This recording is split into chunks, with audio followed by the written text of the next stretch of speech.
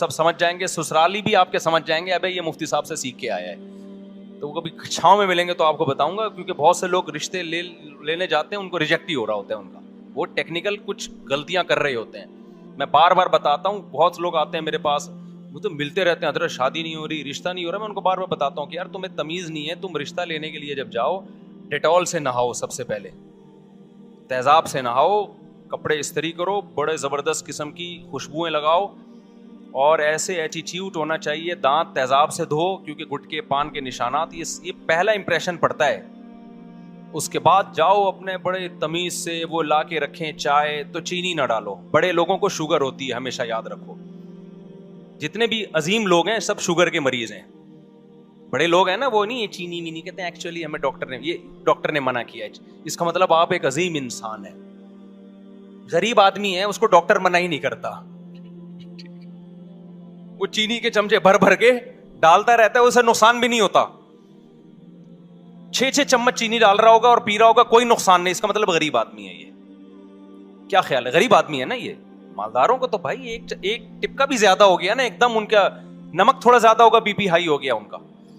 غریب آدمی کے یہ مسائل نہیں ہے عام طور پہ, وہ چینی چمچے بھر بھر کے پی رہا ہوتا ہے. 6 کپ چائے میں نے غریبوں کو ایک ٹائم پہ پیتے ہوئے دیکھا ہے, مگے بھر بھر کے نا شیرے کے بنا کے پی رہے ہوں گے.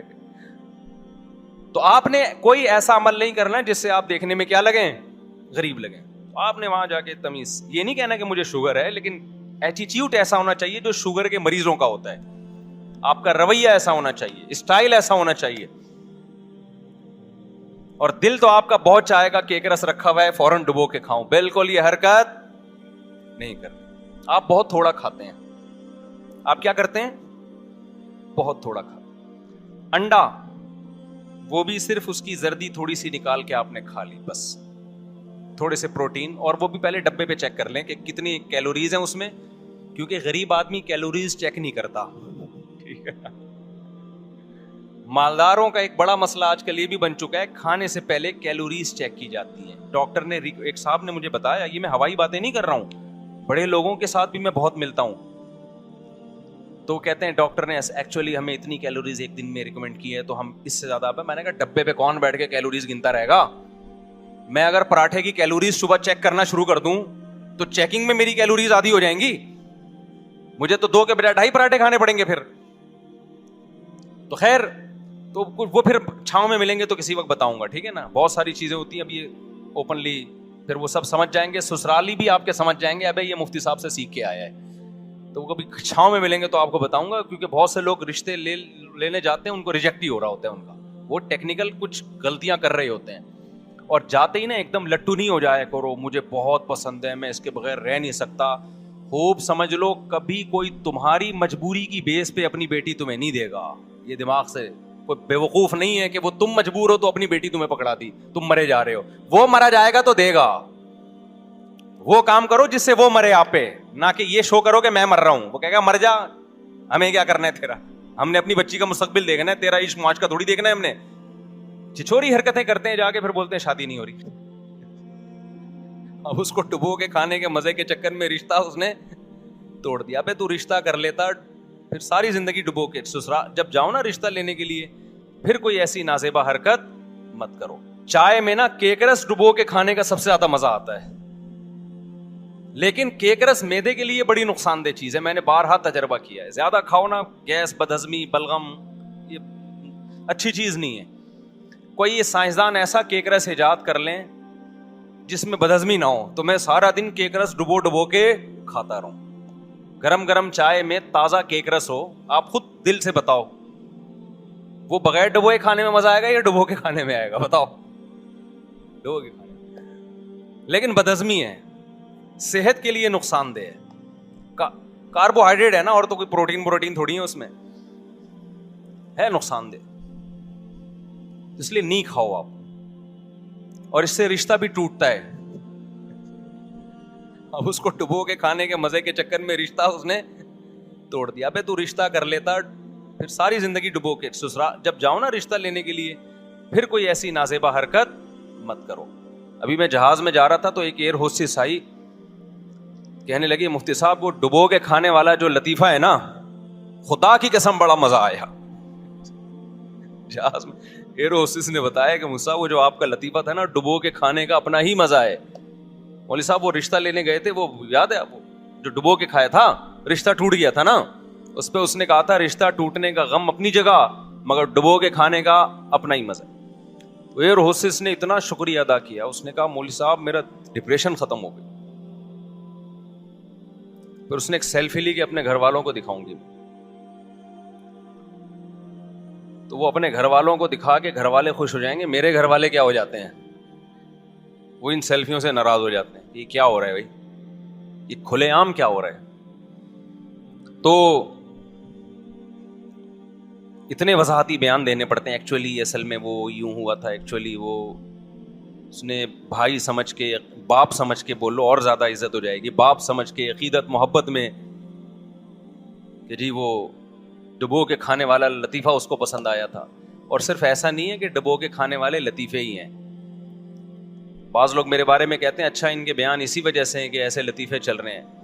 ہم ترکی جا رہے تھے ابھی کچھ دن پہلے, رمضان سے پہلے. ہمارے ساتھ ایک مولوی صاحب بیٹھے ہوئے تھے سفر میں. وہ مولوی صاحب مجھے زیادہ انہوں نے بیان نہیں سنے میرے, وہ چٹکلے نا یہ جو شارٹس آتے ہیں نا, تو مجھے کہنے لگے آپ اصل میں اس لیے مشہور ہیں کہ آپ لطیفے بہت چھوڑتے ہو. اوپنلی نا, آپ لطیفے چھوڑتے رہتے ہو, مزاحیہ باتیں کرتے رہتے ہو, تو ظاہر ہے پھر. میں نے کہا اچھا جی شاید ایسا ہی ہوگا. میں نہیں زیادہ کوشش کرتا کہ کوئی زیادہ صفائیاں پیش کروں. عام طور پہ کبھی بہت ضرورت ہو تو پھر پیش بھی کرنی پڑتی ہے, ایک لمٹ ہوتی ہے نا. میں نے کہا اچھا ایسا ہی ہوتا ہوگا پھر, تو اب کیا کرنا ہے اس کو سمجھا کے ہم نے, بھائی ٹھیک ہے اگر کسی کو ہدایت مل رہی ہے تو ٹھیک ہے, نہیں مل رہی ہے تو وہ تو آخرت میں پتہ چلے گا نا. انہوں نے کہا لطیفے چھوڑتے ہیں, یہ کرتے ہیں, وہ کرتے ہیں, وغیرہ وغیرہ. اللہ کی قدرت, تھوڑی دیر میں آگے سے ایک بندہ آیا, ماشاءاللہ داڑھی اس کی. وہ اپنی فیملی کے ساتھ یورپ جا رہا تھا. اس نے کہا مفتی صاحب میں ملحد ہو چکا تھا, خدا کا منکر, سمجھ رہے, اسلام چھوڑ چکا تھا. اچھا وہ مولوی صاحب کے سامنے کہہ رہے میں نے آپ کا بیان سن کے داڑھی بھی رکھی, میری بیگم نے بھی پردہ کیا. بھی مجھے پورا صحیح طرح یاد نہیں ہے اس کی کہانی, ہو سکتا ہے کچھ الفاظ آگے پیچھے ہو جائیں, اور مجھے اتنا فائدہ ہوا کہ میں بیان نہیں کر سکتا. میرا ایمان بچ گیا, اسلام سے محبت پیدا ہو گئی. تو میں نے ان سے کہا, میں نے کہا یہ رپورٹ آپ کے سامنے, یہ لطیفے سن کے, ڈبو کے کھانے والے لطیفے سن کے کوئی اسلام میں داخل بولو نہیں ہوتا. سمجھتے ہو کہ نہیں سمجھتے؟ اب سوال پیدا ہوتا ہے جب ڈبو کے کھانے والے لطیفے سن کے اسلام میں داخل نہیں ہوتا تو پھر ہم یہ ڈبو کے کھانے والے لطیفے سناتے کیوں ہیں, یہ چٹکلے سناتے کیوں ہیں؟ سوال یہ پیدا ہوتا ہے کہ جب اس کا اسلام سے تعلق نہیں ہے تو ہم یہ سناتے کیوں ہیں. اس کی وجہ یہ بھائی ہمارا مزاج ہے. ہم اپنے مزاج سے کیا ہیں, مجبور ہیں. یا آپ ہماری کبھی نجی محفل میں آؤ, نجی محفل, جب میری کلاس ہوتی ہے نا مدرسے میں اور سبق ریکارڈ نہ ہو رہا ہو تو میں طلبہ کو ایسا ہنساتا ہوں کہ ہنس ہنس کے زمین پہ لیٹ جاتے ہیں وہ. یہ مزاج ہے. انسان کی طبیعت کبھی چینج نہیں ہو سکتی, پہاڑ اپنی جگہ سے ہل جائے. کچھ لوگوں ہوتے ہیں خشک مزاج, ان کو ہنسانا یا ان سے مزاح کی بات سننا, آپ ان کو 1 کروڑ روپے بھی دیں گے تو وہ نہ ہنس سکتے ہیں نہ ہنسا سکتے ہیں. اور بعض لوگوں کو اللہ نے ایسا بنایا کہ ان کے مزاج میں ہوتا ہے تھوڑی سی خوش مزاجی ہوتی ہے. تو ہمارے مزاج میں کچھ اس ٹائپ کی چیزیں, کچھ ایسے بچپن سے ہی جراثیم یا کہیں پیدائش سے پہلے اللہ نے انسٹال کر دی ہیں. سمجھتے ہو کہ نہیں سمجھتے؟ اچھا لوگ کہتے ہیں ممبر پہ بڑے خوش مزاج نظر آتے ہیں, یہ حقیقی لائف میں ایسے نہیں ہے. جتنا میں ممبر پہ خوش مزاج نظر آ رہا ہوں نا, یہ ممبر کے تقدس کی وجہ سے تھوڑا کنٹرول کیا ہوا ہے میں نے, اور کیمرے کی وجہ سے. صحیح ہے نا. حقیقی لائف میں میرا خیال ہے اس سے 20 گنا زیادہ ہوں گا, کم نہیں ہوں گا. آپ کہہ سکتے ہیں اسلام میں تو رونے دھونے کا حکم ہے, آخرت کا خوف, یہ ہنسنا اور یہ تو دنیا کی محبت کی علامت ہے. اسلام میں اللہ کا خوف بھی ہے, رونا دھونا بھی ہے, تو ہم نے کب کہا کہ ہم روتے دھوتے نہیں ہیں؟ یہ بھی نہیں کہا کہ روتے دھوتے ہیں, یہ تو ہمارا اور اللہ کا معاملہ ہے نا, یہ تو اللہ جانے ہم جانے. ہمارے حضرت ایک شعر پڑھا کرتے تھے, دن گزارے ساز میں راتیں گزاری سوز میں. ساز گانے باجے کو بولتے ہیں, ساز کا مطلب خوش و خرم, یہاں وہ حقیقی گانے باجے مراد نہیں ہے. راتیں گزاری سوز میں, غم میں, عمر بھر ہم دن میں بلبل شب میں پروانہ رہے. شب میں پروانے کی طرح آگ کے گرد گھومتے ہیں, جیسے پروانہ عاشق ہوتا ہے نا آگ کا, شمع کا. یہ ہمارے حضرت کی کیفیت حضرت نے شعر میں بیان کی, میری کیفیت نہیں بیان کر رہا کہ آپ سمجھے مفتی صاحب شاید پوری رات مصلے پہ کھڑے رہتے ہیں اور روتے رہتے ہیں, دن میں ہنسنا شروع کرتے ہیں صبح سے رات تک نان اسٹاپ. تو میں اپنی کیفیت نہیں بیان کر رہا, میں اپنے شیخ کی کیفیت بیان کر رہا ہوں. وہ فرمایا کرتے تھے کہ جو دن میں جو اہل اللہ جو بلبل کی طرح چہک رہے ہوتے ہیں, تو یہ اس کی علامت نہیں ہوتی کہ ان میں اللہ کا خوف نہیں ہے. تو کسی کے بارے میں چند چیزیں دیکھ کر فوراً فتویٰ لگا دینا یہ ٹھیک نہیں ہے. نہ کسی کے رونا دھونا دیکھ کے فوراً یہ فیصلہ کرنا ٹھیک ہے بہت نیک آدمی ہے, نہ کسی کا ہنسنا دیکھ کے فوراً یہ فیصلہ کر دینا ٹھیک ہے کہ یہ آخرت سے غافل ہے. سمجھتے ہو کہ نہیں سمجھتے, کسی کو ہنستا ہوا دیکھیں تو یہ نہ فوراً فتویٰ لگائیں کہ اس کے دل میں اللہ کا خوف ختم ہو گیا, غافل ہے. اور کسی کو روتا دیکھ کے فوراً یہ بھی فتویٰ نہ لگائیں کہ بہت نیک آدمی ہے. یہ تھوڑی دیر کی کیفیات سب پہ ہوتی ہیں. کتنے لوگ ہیں بڑے رو رہے دھو رہے ہوتے ہیں نا دعاؤں میں, صبح فلم دیکھنے جا رہے ہوتے ہیں سینما گھر میں, 27ویں رات کو دیکھو جب ختم قرآن ہوتا ہے تو کتنا رونا دھونا ہوتا ہے مسجدوں میں, ہوتا ہے کہ نہیں ہوتا؟ اسی دوران دعاؤں میں چیخو پکار لگی ہوئی ہوتی ہے اور اس کا فون آ رہا ہوتا ہے, اور اس کو انسان کہتا ہے تھوڑی دیر بعد کال کرنا. اس سے میری مراد ہے گرل فرینڈ, محبوبہ. یہ نہیں کہ روتے ہوئے اللہ سے توبہ کر لے کہ اللہ اس ناپاک گدھے گھوڑوں والی محبت سے میں تیری پناہ مانگتا ہوں, توبہ کرتا ہوں. روتے ہوئے بھی توبہ نہیں ہوتی. گرل فرینڈ اور بوائے فرینڈ کی جو محبت ہے یہ بھنگیوں چماروں والی ہے, یہ ریلیشن بھنگیوں چماروں گدھے گھوڑوں والا ہے. یہ ڈائلاگ میرا پھیلاؤ دنیا میں, عام کرو. اللہ کا شکر ہے کافی پھیل گیا ہے. ابھی اسلام آباد میں ایک صاحب ملے, انہوں نے کہا یار یہ جو آپ کہتے ہو نا گرل فرینڈ بوائے فرینڈ گدھے گھوڑوں والا حساب کتاب ہے یہ. تو مجھے اچھا لگا کہ یہ گدھے گھوڑوں والا یہ ڈائلاگ الحمدللہ پھیل چکا ہے. گرل فرینڈ بوائے فرینڈ کا جو ریلیشن ہے یہ کون سا ریلیشن ہے؟ جو گدھے اور گدھی کا ہوتا ہے, گھوڑے اور گھوڑی کا ہوتا ہے. سمجھ میں نہیں آ رہی میرا خیال ہے بات. یا آج کل نا بڑے فخر سے بتاتے ہیں ٹی وی میں بھی, اب ٹاک شاک میں, یہ میری گرل فرینڈ ہے. ابے بھائی تو زانی آدمی, تو زنا کر رہا ہے ایک لڑکی کے ساتھ, بدکار آدمی, اور تو دنیا کو بتا رہا ہے کہ میری گرل فرینڈ ہے. گدھا گدھی میں شادی ہوتی ہے یا فزیکل ریلیشن ہوتا ہے؟ آپ لوگ کو پتہ ہی نہیں تو بولو نا. نکاح کرنا یہ انسانوں کی تہذیب ہے, بیوی بنا کے رکھنا کسی عورت کو اور عورت کا شوہر بنا کے رکھنا یہ انسانوں میں تہذیب ہے, یہ پیغمبروں کا طریقہ ہے. اور گرل فرینڈ بوائے فرینڈ کبھی بھی بریک اپ ہو سکتا ہے, نکاح میں ایسے بریک اپ نہیں ہوتا. گرل فرینڈ بوائے فرینڈ میں بریک اپ کے کوئی اصول نہیں ہے. بریک اپ ہو گیا جی بس, نہیں پسند آئی چھوڑ دیا. بیوی کو چھوڑ سکتا ہے انسان؟ دنیا چھوڑنا آسان ہے, بیوی چھوڑنا مشکل ہے. اور بیوی کے لیے شوہر کو چھوڑنا بھی بہت مشکل ہے, خاندان انوالو ہوتا ہے. تو نکاح والا سیٹ اپ یہ انسانوں والا ہے, پیغمبروں والا ہے, موسیٰ علیہ السلام والا, ابراہیم علیہ السلام والا, آدم علیہ السلام والا, محمد صلی اللہ علیہ وسلم والا, زکریا علیہ السلام والا, یعقوب, یوسف, یحییٰ علیہ السلام والا. اور گرل فرینڈ بوائے فرینڈ یہ گدھا گھوڑا کتے بلے, 3 پیس سوٹ اور ٹائی سے نہیں تہذیب کا پتہ چلتا. آج مہذب ہونے کا معیار ہی چینج ہو گیا ہے. جو نہا دھو کے 3 پیس سوٹ ٹائی میں بریف کے ساتھ میں لے کے گھوم رہا ہو اس کو لوگ کہتے ہیں تہذیب یافتہ آدمی ہے. جو دھوتی پہن کے گھوم رہا ہو اس کو گدھا گھوڑا سمجھتے ہیں. اللہ کی نظر میں عمل سے پتہ چلتا ہے کہ کون گدھے گھوڑوں والی زندگی گزار رہا ہے اور کون انسانوں والی زندگی گزار رہا ہے. قیامت میں پتہ چلے گا اللہ کے ہاں کہ کون تہذیب یافتہ قوم تھی اور کون گدھے گھوڑوں والی زندگی گزار کے آئی ہے. اخلاق کس کے اچھے ہیں یہ قیامت میں پتہ چلے گا. ایئر ہوسٹس کے اچھے ہیں یا اس کے اچھے ہیں جو اپنی بوڑھی ماں کا احترام کرتا ہے گھر میں رہ کے؟ ایئر ہوسٹس کے بھی اچھے ہوتے ہیں لیکن وہ پیڈ ہوتے ہیں. سمجھ رہے ہو کہ نہیں سمجھ رہے؟ ویسے بھی اچھے ہو سکتے ہیں, میں یہ نہیں کہہ رہا کہ ایئر ہوسٹس کے اخلاق برے ہوتے ہیں, لیکن وہ جو جہاز میں اس کے اخلاق آپ کو نظر آ رہے ہیں وہ اس پہ آخرت میں فیصلہ نہیں ہوگا, اس پہ کمپنی فیصلہ کرے گی کہ اس کی سیلری میں اضافہ کرنا ہے کہ نہیں کرنا. آخرت میں نہیں ہوگا.